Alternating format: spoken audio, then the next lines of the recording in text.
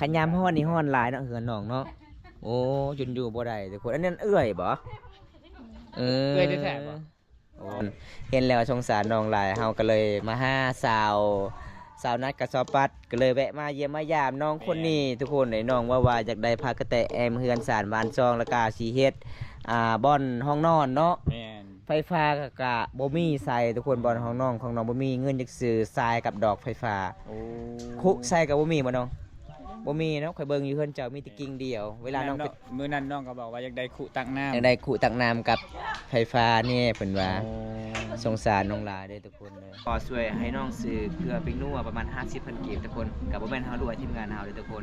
แล้วก็เฮาก็น้ำจิตน้ำใจทำบุญน้ำกันพี่น้องถ้าผู้ใดอยากใจดีอยากช่วยเหลือน้องซื้อให้น้องครูกับดอกไผ่พาแล้วก็สายไผ่พาเนาะมาต่ออยู่ในห้องนอนของน้องเวลากลางคืนมันมืดเลยทุกคนบ่ได้เห็นเอาน้อง อ่ะ โดยขอบใจ ขอบใจดีใจป่ะดีใจเนาะอายกับบ่มีเงินคือกันเด้ออยากซอยน้องก็มีแต่ซ้ำนี่ล่ะทีมงานเฮาซอยกันพอให้น้องซื้อเกลือปิงนัวมื้อนี้ขอขอบใจหลายๆที่พาอ้ายเด้ครับโอ้โหวิถีชีวิตของน้องมีเวลาว่างๆอ้ายก็ไปเยี่ยมไปยามน้องอีกได้บ่ ใจ คือบ้านเฮาส่วนหลายเฮ็ดให้เนาะอ๋อ อายสิเอาผู้บ่าวมาเล่นน้ำได้บ่ ได้ มาถึงบ้านเลยกันสารบ้านซองเฮามีแต่ซ้ำนี่ก็คือมาได้เนาะ โอ้ใจดีเนาะ ใจดีล่ะ ยอม เด้อ รับ พี่น้อ ว่าง ชาวลาวที่นี่ก็จะบ่ขี้คุยนะ แม่ ขนาดแบบว่าเฮือนชานกับบ่อายนะ โดย แต่ว่าอยู่แบบใดก็คือแบบนั้นเนาะ แม่มุดว่ามีผู้บ่าวพังไทย F4 พังไทยผู้ใหญ่ใจดีอยากมาเยี่ยมมายาม ก็คือมาเยี่ยมมายามได้บ่ มาได้ มาได้เนาะมาถึงบ้านเฮาเลย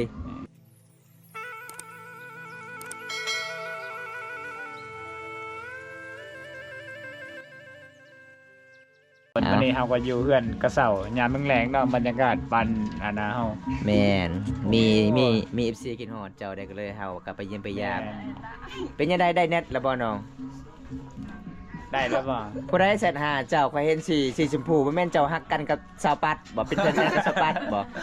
คือเสร็จกันก็ใส่สีชมพูกับสาวปัดเด้อทุกคนเด้ แม่น เอาสาวปัดทักห้า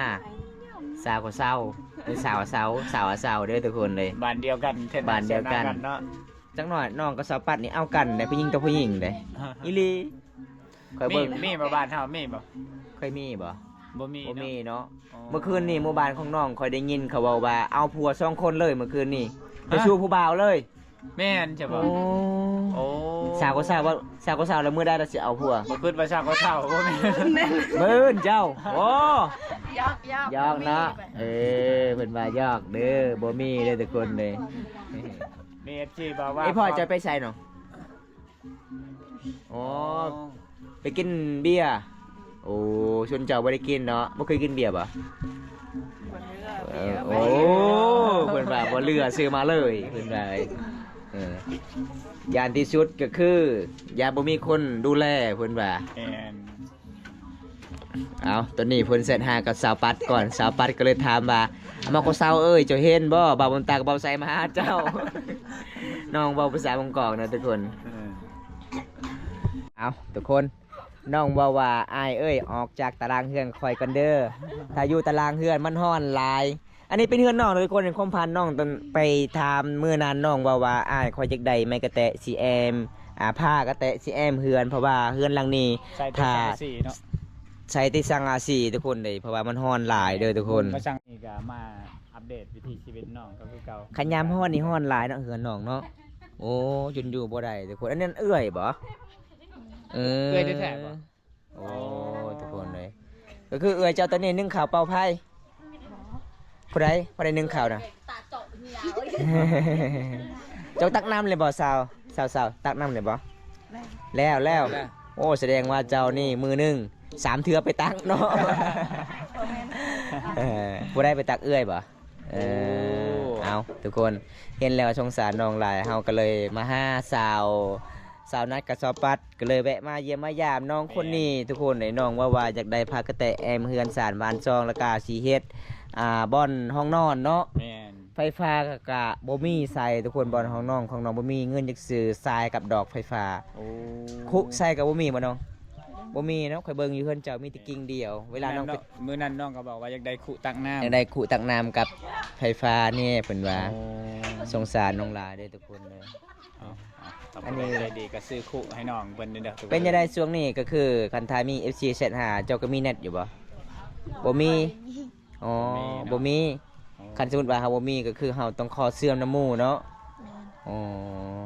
เวลาเจ้าไปนอนนี่เจ้านอนกับไผกับเอื้อนี่บ่ โอ้จะบ่ได้ไปนอนเฮือนหมู่บ่ บ่ บ่มีส่วนหลายกับผู้บ่าวมาห้ามมีแต่บ่าวน้ำตากับบ่าวไส้ อยากนั่งเลยทุกคนเลย ผู้บ่าวเฒ่า อันนี้แม่บ่เอื้อยบ่ เอาไป ไอแม่ทางนั้น โอ้ ไอแม่เว้าลาวก็เก่งได้ แม่น เยอะ แต่เก่งไอแม่บ่ว่าใครทาบ่กินข้าวเลยบ่อายุจะโดยเพิ่นว่า ภาษามังกรเลยเนาะ สามังกรเลยเด้อทุกคนเลย แล้วเราบอกน้องจุนหาเอ้าเจ้าคือเล่นเข้าป้าน่ะฮะฮะบ่มีห้องน้ำบ่ โอ้น้องบ่มีห้องน้ำ บ่มีห้องน้ำโอ้ทุกคนเลยคันมีหมู่นี่น่าสิเรียบร้อยหมู่นำแน่นอน แต่เคสนี่หมู่มันไปเบิดทุกคนเลยกระเจ้าคักเบิด หมูไป เออ โอ้เพิ่งฮู้นะว่าเคนนี่ก็ยังบ่มีห้องน้ำ บ่มีห้องน้ำ หรือว่าเพื่อนอื่นมีบ่ บ่มีคือกันเนาะ นี่คือการ มีแต่คนลาวลุ่มเขามีเนาะเขามีเงินมีขามเขาก็เลย คนที่อยู่แคมป์ทาง เพราะว่าอันนี้เป็นหมู่บ้านน้องตะกี้หมู่บ้านของน้องตั้งแคมป์ทางเลย แคมป์ทาง แต่เดี๋ยวนี้เขาเจ้าก็มาย้ายแล้ว ยั ยั บบ อยู่ใน อีก เนาะ ปล่อ แม่ ยให้เขาอยู่มองดีๆ แม่โอ้ยพี่ เสี น้ ย อง สละ เลย ยำเสียสละ มาเยี่ยมมายามคือเก่าเห็นแล้วก็สงสารน้อง มี บ้าน FC อยากได้เบอร์เจ้า เขาอยากได้เบอร์เจ้าไอ้น้อง แม่นค่อย หรือว่า ว่า เพจบุ๊กเจ้าก็ชื่อว่าเพจบุ๊กนะ FC ขอเพจ นั่นแหละซื้อเพจเจ้า ชื่อว่าจังไดเพจนะ แพ้เข้ามา ฮักแท้แพ้เขาบ่ฮักเพิ่นนี่ฮักแท้เด้ FC เอ้ย แม่น แต่ย่านแพ้เขาบ่ฮักขึ้นว่าแพ้คือว่าย่านเขาบ่ฮัก แต่ค่อยว่าอย่าเอาเถอะเบอร์อะมาเอาใจโลดค่อยบอก มาจองไว้เลยเนาะ มาจองไว้โลดค่อย คาดอง บว่ จากลานคาดองนะ สาวลาด สาวล้านอยู่แสดงว่าลุดอยู่ได้เนาะ แม่น คาดองสาวปัด โอ้ 30เอา อ๋อ เพื่อนว่าคันเอา30อย่าบ่ได้คนดูแลเด้อทุกคนเลย สาวปัด 30ก็ยาก นี่เพิ่นว่าเอา30อย่าบ่ได้ผัวเด้อทุกคน ก็เลยเอาสาวล้านกีบถ้าผู้ใดมักแห้งอลีต้องมันก่อน 20,000 บาทเพิ่นว่า สาวอันน่ะสาวหน้ากับสาวปัดจะน้อยใจได้ขะดองเจะถือโคตร กับคู่แข่งก็แล้วมันนี่เป็นคู่แข่งกัน สา แล้ว ว สาวเป็นหยังเจ้าคือบ่ได้ไปนอนอยู่เฮือนสาวนักกับสาวปัดมันใกล้บ่บ่มีรถเฮือนเฮาบ่ โอ้ตอนนี้ฮะผู้ก็เมื่อยนะแล้วก็เขาเฮ็ดหัวนํไปบ่ได้อีก แม่ ต้องออกทางดำไปอีกเนาะ โอ้ทุกคนเลยนี่ล่ะพี่น้อง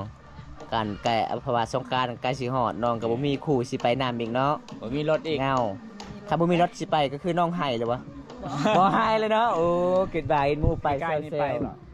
ปีกายนี่ก็ไปบ่ ไปอยู่บ่โอ้ ไปกับปัด ไปกับปัด สาวปัดบ่มีคู่เลย ส่วนลายนี่เฮาไปบ่มีคู่นี่เฮาได้กินหยังแหน่มีแต่น้ำปั่นอย่างเดียว มื้อนั้นน้องพอกันอยู่อันน่ะแกงเล่นมาขอกินน้ำอ้ายน้ำเบาใส่ เออ บ่มีเงินซื้อเนาะ แม่ เบาใส่เลยซื้อน้ำให้น้องกิน โอ้ อยากกินน้ำจักคนไปมื้อนั้น 5 6 7 5-6 คนบ่มีไฟซื้อน้ำบ่มีเงินซื้อ ดีน้องเอ้ยถ้าบ่มีต้องขอเด้อน้องเด้อ แม่ บ่ต้องรักเด้อ ดีแล้วแบบนี้อ้ายก็ดีใจนำถ้าที่พ่ออ้ายอยู่กลางทางอยู่ในเมืองอยู่ไส ทักอายได้ ทักอ้ายได้ เนี่ย คอได้ ถ้าอ้ายมีอ้ายก็ให้ ถ้าอ้ายบ่มีอ้ายก็ให้ใจอยู่น้ำเจ้าเลย นี่ เจ๊ มีเอฟซีว่าน้องกระเซานะฮักวันนี้เด้อเพื่อนสารบันสองของน้องก็บ่แม่นคันอยู่ข้างนอกนี่คิดว่าลูกคนรวยเนาะ แม่น คือมื้อนั้นอาหินอันน่ะอยู่แก่งอะลองเนาะผมก็คิดว่าบ่คิดว่าเพื่อนสารของน้องประมาณนี้นะคิดว่าเพราะว่าน้องล่าเริงสดใสอะนะ โดยแม่ ก็เลยมาเห็นตัวจริงโอ้ยน่าสงสารน้องอีดี เจ้าก็ตำหูปเป็นบ่เจ้าตำซินเป็นบ่บ่เป็น ยังบ่เป็น เจ้า เนาะ จะเป็นหยังตำนะจะเฮ็ดหยัง เฮ็ด มี หยังก็บ่เป็น เฮ็ดหยังก็บ่เป็น อยากขอเป็นแต่ I love you น้องฮอดผักแล้วเลยบ่น้องยังเจ้าบ่มีผักไม่ยังอยู่หัวจ้ะนะไม่ยังจะปลูกนะ เป็นหญ้า มีแต่หญ้าโอ้กว่าจะคือบ้านน้องปลูกผักก็คือสิ สิพาน้องอัปเดตวิถีชีวิตน้องทุกคนเลยแต่มื้อนี้มันค่ำๆนี่เนาะ แม่น ไปน้องไปตักน้ำแต่ประมาณ4 โมงน้องกลับ5 โมงเพราะว่าเฮาก็เดินทางมันก็บ่ทันเวลาเด้อทุกคนขอโทษขออภัยหลายๆพี่น้องเอ้ย ตักน้ำน้องก็ตักเลยเนาะเฮามาซะ แม่น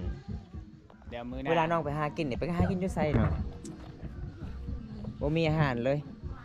มีแต่ไปหาหน่อไม้บ่ช่วงนี้บ่ มีบ่น้ำมัน มีบ่มีบ่เอาเข้าไปเฮือนสนัดว่าหาหน่อไม้จ้ามเพิ่นว่าอะบังจ้าม อันนี้ก็แย่เราจ้อง เย็นอุจ้องเพิ่นว่าเขาจูดหมดแล้วอะหากินบ่ได้ ได้พูดแล้วทาหือไปเลยเนาะ ทาฮือมันก็ปงใหม่มันก็ออกหลายอยู่ แห้งแซ่บตอนมันตรง แซ่บหลายแม่ นอน แม่ วันนี้ก็คือบรรยากาศยามแดงๆเลยหมู่บ้านกระเซ้าทุกคน กับสวัสดีทุกคนสบายดีอีกทีหนึงนะทุกคนนะมื้อนี้เฮาก็ไปเยี่ยมไปยามน้องคนนี้นะทุกคนนี่จะเป็นบางของน้องเพราะว่าเฮาอัปเดตวิถีชีวิตน้องตอนแรกๆก็คือเฮาก็ไปเบิ่งห้องนอนของน้องก็อู้ผ้าห่มได้แต่หนึ่งโตเนาะ แมนมอนกับใบหนึ่ง แม่นมันจะเป็นผ้าห่มบางๆเนาะราคาประมาณ 30,000 กีบทุกคนเลยก็ส แล้ ง ว สารน้องหลาย ที่นอนกับบ่มีได้ บ่มีดอกไฟฟ้าก็บ่มีคันมีเงินก็คือคันถ้ามีผู้ใหญ่ใจดีอยากช่วยน้องให้น้องซื้อดอกน้องก็อยากได้บ่อยากได้เนาะอยากได้คุนี่อยากตักน้ำเนาะโอ้อยากได้แห่งตัวนี้น้องอยากได้พากระแตะแอมเฮือนทุกคนต้องบอกพี่น้องมีที่สร้างอาชีพคณะการฮ้องก็ฮ้อนหลายมื้อนี้เฮาก็บ่มีหยังไปเยี่ยมไปยามน้องเฮาก็เงินค้ำซ้ำแก่ก็บ่มีทุกคนเฮาก็ทำทีมงานเฮา2 คนก็น้ำจิตน้ำใจให้น้องพอช่วยให้น้องซื้อเกลือปิงนัวประมาณ 50,000 กีบทุกคนก็บ่แม่นเฮาด้วยทีมงานเฮาเลยทุกคนแล้วก็เฮาก็น้ำจิตน้ำใจทำบุญน้ำกันพี่น้องถ้าผู้ใดอยากใจดีอยากช่วยเหลือน้องซื้อให้น้องครูกับดอกไผ่พาแล้วก็สายไผ่พาเนาะมาต่ออยู่ในห้องนอนของน้องเวลากลางคืนมันมืดเลยทุกคนบ่ได้เห็นเอาน้อง อ่า โดยขอบใจ ขอบใจ ดีใจป่ะดีใจน้องว่าดีใจเลยทุกคนเลยก็คือได้เงินนี่แหละก็คือซื้อเกลือปิ้งนัวป่ะหลังจากนั้นเรื่องก็คือซื้อบัตรเติมเงินเนาะ แม่นแต่ก็คือสิบ่เหลือช่วงนี้เป็นนัวแพง แพงเลยปิ้งนัวก็ตกประมาณทงนึงก็ประมาณ20,000 กีบเนาะ นี่ เอาทุกคนมื้อนี้บำตาก็ขอขอบคุณอะไรทุกๆกำลังใจนะครับชมคลิปนี้ก็เฮาก็แบบนี้ล่ะทุกคนเลยน้ำจิตน้ำใจปกติเฮาก็อยากสวยหลายๆแต่เฮาก็บ่มีเงินมี น้ำมันรถแพงช่วงนี้ น้ำ ทุ มั ก น คน แพง บ่ไหว ทุกคนเลย เลยขี่คันเดียว ไปเยี่ยมไปยามซองเทื่อก็คือเฮาก็แบ่งปันแบบนี้ล่ะทุกคนเลยซอยน้องเล็กๆน้อยๆทุกคนถ้าบ่ได้รับชมคลิปนี้แล้วก็ฝากกดไลค์กดแชร์กดติดตามเด้อพี่น้องฝากเป็นกำลังใจทีมงานเฮา2 คนบ่าวไซสตูดิโอแล้วก็บ่าวบุญตาแต่พิเศษสุดๆก็คือบ่าวไซสตูดิโอ พี่น้องเพิ่นเป็นห่วงหลายเดินทางมาจาก แม่น กรุงเทพเพื่ออยากไปเบิ่งวิถีชีวิตสาวลาวก็บ่แม่นเพิ่นไปเบิ่งไปเบิ่งเล่นซื่อๆทุกคนเพิ่นก็ อยากช่วยเหลือ ช่วยเหลือทำบุญ แม่น แต่สุดท้ายกลับบ่มีเงินอยากใส่น้ำมันรถ โอ้ยพี่น้องใจขึ้นลอยเลยเบาใสเลยทุกคนเลยขอบใจหลายๆเบาใสสตูดิโอพี่น้องเลยเป็นยังไงสาวเศร้าดีใจบ่ดีใจเนาะอายกับบ่มีเงินคือกันเด้ออยากซอยน้องก็มีแต่ซ้ำนี้ล่ะทีมงานเฮาซอยกันพอให้น้องซื้อเกลือปิงนัวมื้อนี้ขอขอบใจหลายๆที่พาอ้ายเด้ครับโอ้โหวิถีชีวิตของน้องมีเวลาว่างๆอายก็ไปเยี่ยมไปยามน้องอีกได้บ่ก็คือบ้านเฮาส่วนหลายเฮ็ดให้เนาะอ๋อ ไอซีเอาผู้บ่าวมาเล่นนำได้บ่ ได้ มาถึงบ้านเลยกัน3 บ้าน 2เฮามีแต่ซ้ำนี้ก็คือมาได้เนาะ โอ้ใจดีเนาะ ใจดีล่ะ ยอมรับ พี่น้อ ว่าง ชาวลาวที่นี่ก็จะบ่ขี้คุยนะ แม่ ขนาดแบบว่าเฮือนชานกับบ่อายนะ โดย แต่ว่าอยู่แบบใดก็คือแบบนั้นเนาะ แม่เอาก็คือสมมุติว่ามีผู้บ่าวพังไทย F4 พังไทยผู้ใหญ่ใจดีอยากมาเยี่ยมมายาม ก็คือมาเยี่ยมมายามได้บ่ มาได้ มาได้เนาะมาถึงบ้านเฮาเลย แต่คันบ่มีอาหารกินต้องตำแจ่วให้กิน พี่น้องเอ้ยเอาน้องสาวเพิ่นก็ใจดีทุกคนเลยเห็นแล้วก็สงสารน้องหลายเลยของพันน้องตอนนี้จะได้สังอาชีพมันยังได้สังอาชีพจะได้พากระแตะก็ละกาจะได้ดอกไฟฟ้าคุแน่เพิ่นว่าคันเวลากลางคืนก็มืดหลายเนาะห้องนอนนี่ทุกคนห้องนอนสาวโสดเลยทุกคนทางนี้เลยทุกคนพี่บอกพี่น้อง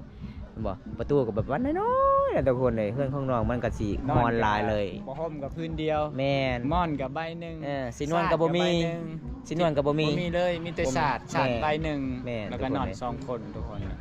คือบางอันนั้นที่อื่นเขาก็ยังมีที่นอนเนาะ แม่น ชาวโสดจุฬาก็จะมีที่นอนนุ่มๆนะแต่ว่าน้องกระเซาก็คือ บ่มี นอน เลย ในศาสตร์เลย ว่าได้เจ็บแอวบ่เวลาน้องนอน ชินเลยเนาะ อ๋อมันชินแล้วข ขันยามหนาวนี่ก็คือหนาวแห้งเนาะขันยามช่วงนี้ก็สิฮอดฤดูร้อนกับไข่แน่เนาะผ้าห่มพี่ทุกคนเลยบ่มีกับไข่แน่เอามื้อนี้อ้ายขอกลับกันเด้อน้องเด้อโอกาสหน้าอ้ายก็มาเยี่ยมมาเยี่ยมกันใหม่ขอกล่าวคำว่าสบายดีบ๊ายบายเนี่ยบ๊ายบายไปกันเด้อทุกคนเลยเอาทุกคนจะได้บอมตากับสิปิดคลิปไปสุนี้ก่อนนะทุกคนเลยถ้าไม่ได้รับชมคลิปนี้แล้วก็ฝากกดไลค์กดแชร์กดติดตามฝากเป็นกำลังใจบอมตาเฮ็ดคลิปต่อๆไปเลยทุกคนเลยมื้อนี้เฮาก็มีน้ำจิตน้ำใจไปเล็กๆน้อยๆล่ะทุกคนเฮาบางคนถามว่าทีมงานเฮารวยมันบ่ได้รวยทุกคนเลยแบบเฮาก็น้ำจิตน้ำใจสงสารหลายทุกคนได้ทำบุญร่วมกันเห็นแล้วก็สงสารน้องเมื่อนั้นเฮาไปเยี่ยมไปยามน้องก็ขัดเคินหลายเลยพี่น้องเป็นครอบครัวที่สู้ชีวิตเอื้อยของน้องก็แบบเป็นคนที่แบบบ่เต็มพี่น้องแบบบางคนก็ว่าเป็นคนที่แบบเสงะพี่น้องบ้านเฮาเอิ้นเสงะพี่น้องขอโทษละลายทุกคนแบบบำตากับสิเบาแบบบ้านเฮาเอิ้นเป็นคนเสงะพี่น้องแบบบ่เต็มร้อยพี่น้องเวลาอยากไปก็ไปทางใดก็ไปพี่น้องแบบใช้งานบ่ได้เลยทุกคนเลยสงสารน้องหลายเด้น้องก็เป็นคนสู้ชีวิตช่วยเวียกพ่อแม่พี่น้องบำตาก็สิปิดไว้ส่ำนี้ก่อนบ่ได้รับชมคลิปนี้แล้วก็อย่าลืมฝากกดไลค์กดแชร์ด้วยพี่น้องฝากกดติดตามฝากเป็นกำลังใจบอมตาเฮ็ดคลิปตอนต่อไปอัปเดตวิถีชีวิตสาวลาวหมู่บ้านเฮาชนเผ่ามังกรเมืองน่องแขวงสวรรณเขตกับหมู่บ้านนี้นอกจากเมืองน่องทุกคนเลยถ้าพอได้มาเมืองน่องก็คือต้องรับชมวิถีชีวิตเขตชนบทบ้านเฮาได้ทุกคนเอาคลิปหน้าพบกันใหม่ทุกคนขอกล่าวคำว่าสวัสดีครับผมบายบายไปกันได้จ้า